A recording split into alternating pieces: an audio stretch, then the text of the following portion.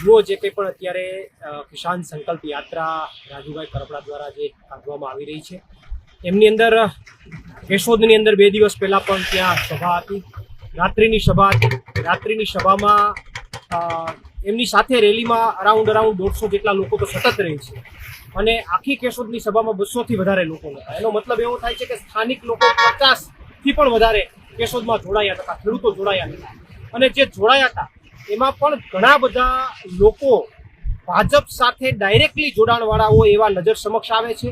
સરપંચો હોય, ભાજપના કોઈ પૂર્વ સદસ્યો હોય, તમામ જગ્યાએ કેશોદની અંદર જોવા મળ્યું અને તુલસી શ્યામથી લઈને તમામ જગ્યાએ સોશિયલ મીડિયાની અંદર અત્યારે અમુક પોસ્ટરો ફરી રહ્યા છે, અમુક વાતો ફરી રહી છે। એમની અંદર તો કોઈ નગરપાલિકાની અંદર ચાલુ સભ્ય છે, કોઈ કારોબારી ચેરમેનના પૂર્વ ચેરમેન છે ભાજપની અંદર, કોઈ વિશ્વ હિન્દુ પરિષદમાં છે।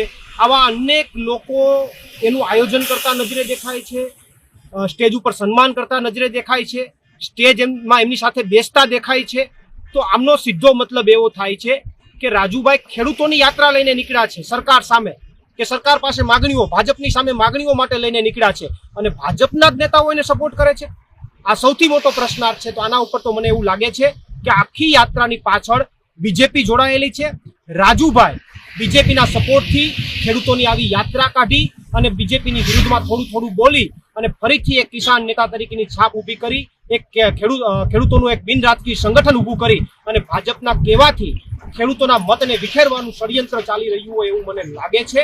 અને આ ક્યાંક ને ક્યાંક મને એવું લાગે છે કે ખેડૂતોને ગુમરાહ કરી એને ક્યાંક ને ક્યાંક અંધારામાં રાખી અને આખું રાજુભાઈ ષડયંત્ર કરી રહ્યા હોય એવું મને દેખાઈ આવે છે। કારણ કે કેશોદમાં મેં જોયું છે ઘણા બધા ભાજપથી જોડાયેલા નેતાઓ એમાં જોવા મળ્યા છે। એક સમયે બંને સાથે તમે હતા, આજે પ્રતિ આક્ષેપો બંને દ્વારા કરવામાં આવી રહ્યા છે, શું કહેશો? આક્ષેપો અને પ્રતિ આક્ષેપો તો સેકન્ડ નંબરની વાત છે। જ્યારે અમુક વસ્તુઓ ખોટી બનતી હોય તો એ જનતા સમક્ષ મૂકવી એ જ વિપક્ષના વ્યક્તિ તરીકે મારી ફરજ છે।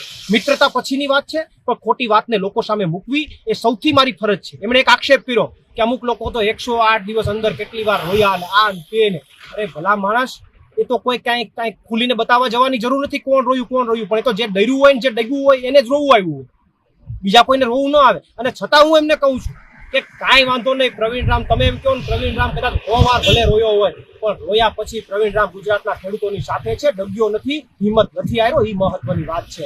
બાકી ખોટી વાતો કરી અને ડગી જાવું ને ડરી જાવું એ કોઈ મોટી વાતો નથી, મહાનતાની વાત।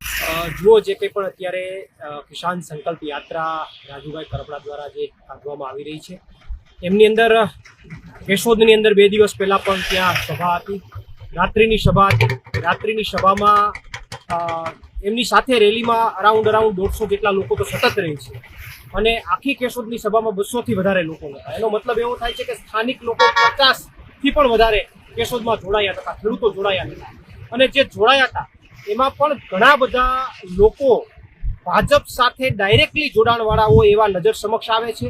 સરપંચો હોય, ભાજપના કોઈ પૂર્વ સદસ્યો હોય, તમામ જગ્યાએ કેશોદની અંદર જોવા મળ્યું અને તુલસી શ્યામથી લઈને તમામ જગ્યાએ સોશિયલ મીડિયાની અંદર અત્યારે અમુક પોસ્ટરો ફરી રહ્યા છે, અમુક વાતો ફરી રહી છે। એમની અંદર તો કોઈ નગરપાલિકાની અંદર ચાલુ સભ્ય છે, કોઈ કારોબારી ચેરમેનના પૂર્વ ચેરમેન છે ભાજપની અંદર, કોઈ વિશ્વ હિન્દુ પરિષદમાં છે।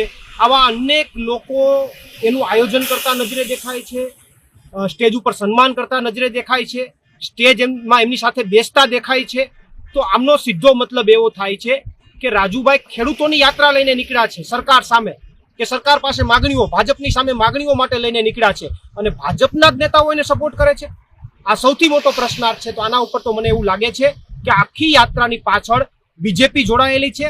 રાજુભાઈ બીજેપીના સપોર્ટથી ખેડૂતોની આવી યાત્રા કાઢી અને બીજેપીની વિરુદ્ધમાં થોડું બોલી અને ફરીથી એક કિસાન નેતા તરીકેની છાપ ઊભી કરી, એક ખેડૂતોનું એક બિન રાજકીય સંગઠન ઊભું કરી અને ભાજપના કહેવાથી ખેડૂતોના મતને વિખેરવાનું ષડયંત્ર ચાલી રહ્યું હોય એવું મને લાગે છે। અને આ ક્યાંક ને ક્યાંક મને એવું લાગે છે કે ખેડૂતોને ગુમરાહ કરી એને ક્યાંક ને ક્યાંક અંધારામાં રાખી અને આખું રાજુભાઈ ષડયંત્ર કરી રહ્યા હોય એવું મને દેખાઈ આવે છે। કારણ કે કેશોદમાં મેં જોયું છે ઘણા બધા ભાજપથી જોડાયેલા નેતાઓ એમાં જોવા મળ્યા છે। એક સમયે બંને સાથે તમે હતા, આજે પ્રતિ આક્ષેપો બંને દ્વારા કરવામાં આવી રહ્યા છે, શું કહેશો? તો આક્ષેપો અને પ્રતિ આક્ષેપો તો સેકન્ડ નંબરની વાત છે. જ્યારે અમુક વસ્તુઓ ખોટી બનતી હોય તો એ જનતા સમક્ષ મૂકવી એ જ વિપક્ષના વ્યક્તિ તરીકે મારી ફરજ છે. મિત્રતા પછીની વાત છે, પણ ખોટી વાતને લોકો સામે મૂકવી એ સૌથી મારી ફરજ છે. એમણે એક આક્ષેપ કર્યો કે અમુક લોકો તો 108 દિવસ અંદર કેટલી વાર રોયા ને આ ને તે ને. અરે ભલા માણસ, એ તો કોઈ કાંઈ ખુલીને બતાવવા જવાની જરૂર નથી કોણ રોયું પણ એ તો જે ડર્યું હોય ને જે ડગ્યું હોય એને જ રોવું આવ્યું હોય, બીજા કોઈને રોવું ન આવે. અને છતાં હું એમને કહું છું કે કાંઈ વાંધો નહીં પ્રવીણ રામ, તમે એમ કહો ને પ્રવીણ રામ કદાચ 100 વાર ભલે રોયો હોય પણ રોયા પછી પ્રવીણ રામ ગુજરાતના ખેડૂતોની સાથે છે, ડગ્યો નથી, હિંમત નથી આવ્યો, એ મહત્વની વાત છે. બાકી ખોટી વાતો કરી અને ડગી જાવું ને ડરી જાવું એ કોઈ મોટી વાતો નથી, મહાનતાની